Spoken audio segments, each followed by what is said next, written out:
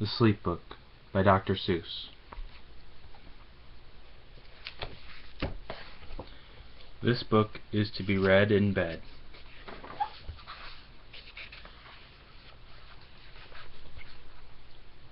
The news just came in from the county of Keck that a very small bug by the name of Van Vleck is yawning so wide you can look down his neck. This may not seem very important, I know, but it is, so I'm bothering telling you so. A yawn is quite catching, you see, like a cough. It just takes one yawn to start other yawns off. Now the news has come in that some friends of Van Vleck's are yawning so wide you can look down their necks. At this moment, right now, under 7 more noses, great yawns are in blossom, and they're blooming like roses. The yawn of that one little bug is still spreading. According to latest reports, it is heading across the wide fields, through the sleepy night air, across the whole country toward every which where. And people are gradually starting to say, "I feel rather drowsy, I've had quite a day." Creatures are starting to think about rest. 2 biffer-bomb birds are now building their nest. They do it each night, and quite often I wonder how they do this big job without making a blunder. But that is their problem, not yours and not mine. The point is, they're going to bed, and that's fine.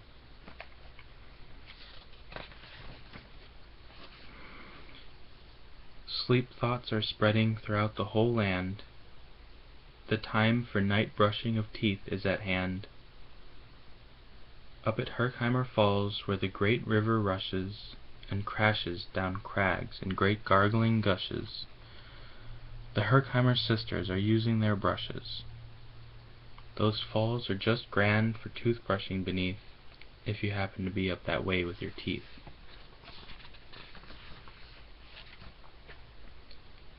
The news just came in from the castle of Krupp that the lights are all out and the drawbridge is up. And the old drawbridge drawer just said with a yawn, "My drawbridge is drawn, and it's going to stay drawn till the milkman delivers the milk about dawn. I'm going to bed now, so nobody'd better come round with a special delivery letter." The number of sleepers is steadily growing. Bed is where more and more people are going. In Culpeper Springs, in the Stilt-walkers' hall, the Stilt-walkers' stilts are all stacked on the wall.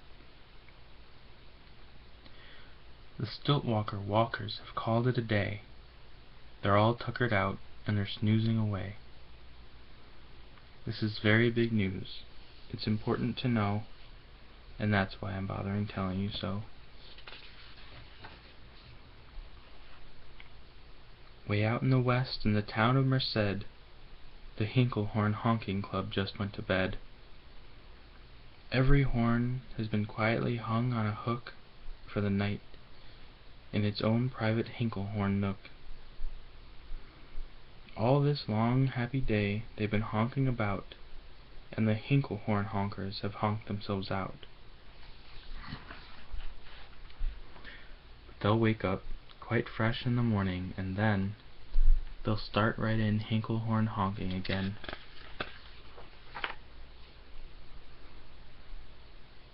Everywhere, creatures are falling asleep. The collapsible Frank just collapsed in a heap. And by adding the Frank to the others before, I'm able to give you the Who's Asleep score. Right now, 40,404 creatures are happily, deeply in slumber. I think you'll agree that's a whopping fine number.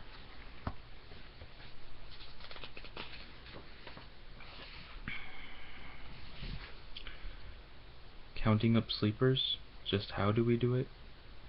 Really quite simple. There's nothing much to it. We find out how many, we learn the amount, by an audio-teleo-talio count. on a mountain halfway between Reno and Rome, we have a machine in a plexiglass dome, which listens and looks into everyone's home. And whenever it sees a new sleeper go flop, it jiggles and lets a new biggle ball drop. Our chap counts these balls as they plop in a cup, and that's how we know who is down and who's up.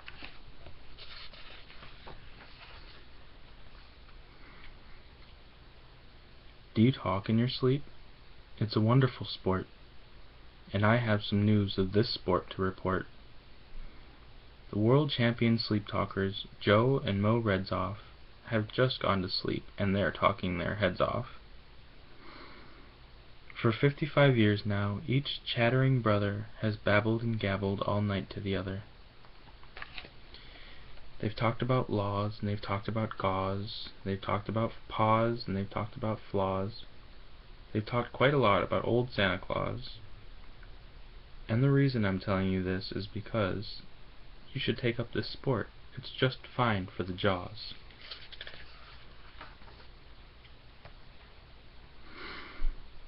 Do you walk in your sleep?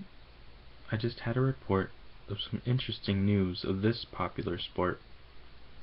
Near Finnegan Fen there's a sleepwalking group, which not only walks, but it walks a la hoop. Every night they go miles. Why they walk to such length, they have to keep eating to keep up their strength. So every so often, one puts down his hoop, stops hooping, does some quick snooping for soup, and that's why they're known as the Hoop Soup Snoop Group. Sleepwalking too are the curious Crandalls, who sleepwalk on hills with assorted-sized candles. The Crandalls walk nightly in slumbering peace, in spite of slight burns from the hot dripping grease. The Crandalls wear candles because they walk far, and if they wake up want to see where they are.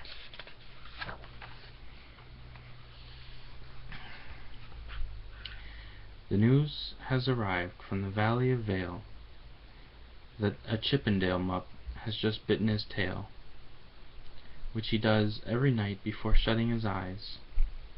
Such nipping sounds silly, but really it's wise. He has no alarm clock, so this is the way he makes sure that he'll wake at the right time of day. His tail is so long he won't feel any pain till the nip makes the trip and gets up to his brain. In exactly 8 hours, the Chippendale mup will at last feel the bite and yell ouch and wake up. A Mr. and Mrs. J. Carmichael Crocs have just gone to bed near the town of Fort Knox, and they, by the way, have the finest of clocks. I'm not at all sure that I quite understand just how the thing works with that one extra hand, but I do know this clock does one very slick trick. It doesn't tick-tock. How it goes is tock-tick. So, with ticks in its talker, talks in its ticker, it saves lots of time, and the sleepers sleep quicker. What a fine night for sleeping, from all that I hear. It's the best night for sleeping in many a year. They're even asleep in the Zwebeck Motel, and people don't usually sleep there too well. The beds are like rocks, and, as everyone knows, the sheets are too short. They won't cover your toes. So, if people are actually sleeping in there, it's a great night for sleeping. It must be the air. It's a great night for snores. I just had a report of some boys who are tops in this musical sport. The snortiest snorers in all our fair land are Snorter McPhail and his Snore-Snort Band. This band can snore Dixie and Old Swanee River so loud it would make 40 elephants shiver. The loudest of all the boys is McPhail. He snores with his head in a 3-gallon pail. So they snore in a cave 20 miles out of town. If they snored closer in, they would snore the town down.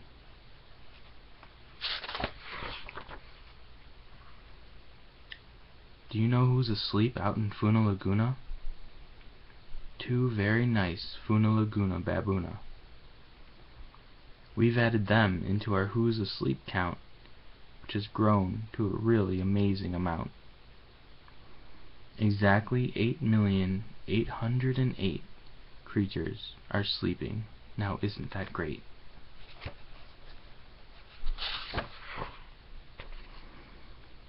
A Jed is in bed, and the bed of a Jed is the softest of beds in the world, it is said. He makes it from pom-poms he grows on his head, and he's sleeping right now on the softest of fluff, completely exhausted from growing the stuff.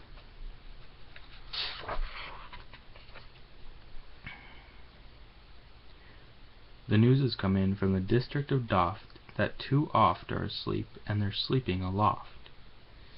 And how are they able to sleep off the ground? I'll tell you. I weighed one last week, and I found that an oft is so light he weighs -1 pound.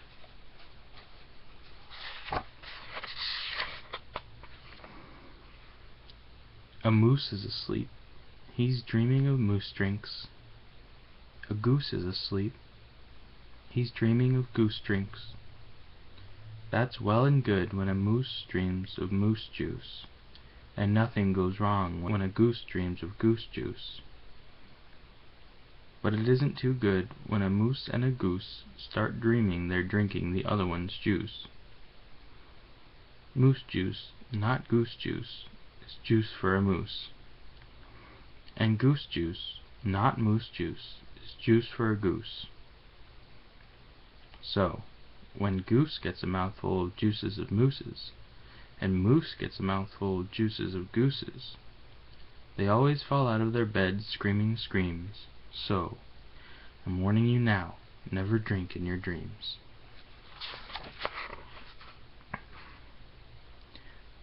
Speaking of dreaming, I think you should note that the Bumbletub Club is now dreaming afloat. Every night they go dreaming down Bumbletub Creek, except for one night, every 3rd or 4th week, when they stop for repairs 'cause their bumbletubs leak. But tonight they're afloat, full of dreams, full of bliss, and that's why I'm bothering telling you this.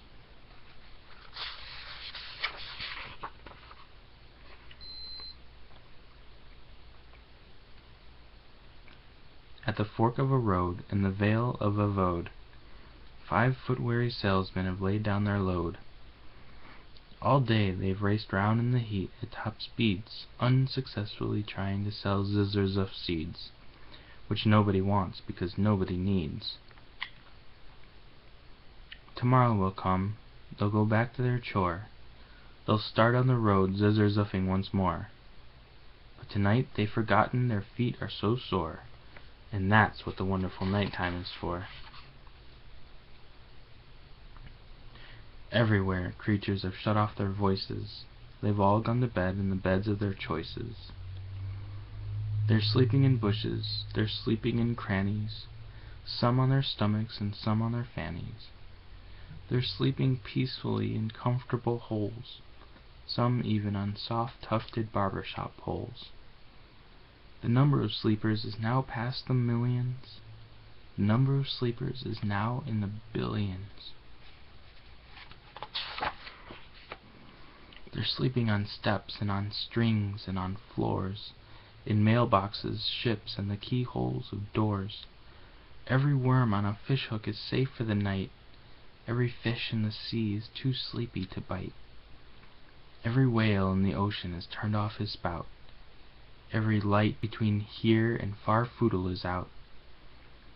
And now, adding things up, we are way beyond billions.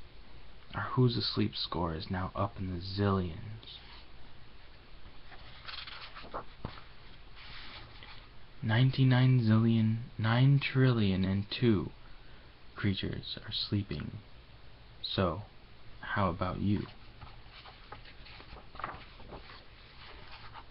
When you put out your light, the number will be 99 zillion 9 trillion and 3. Good night.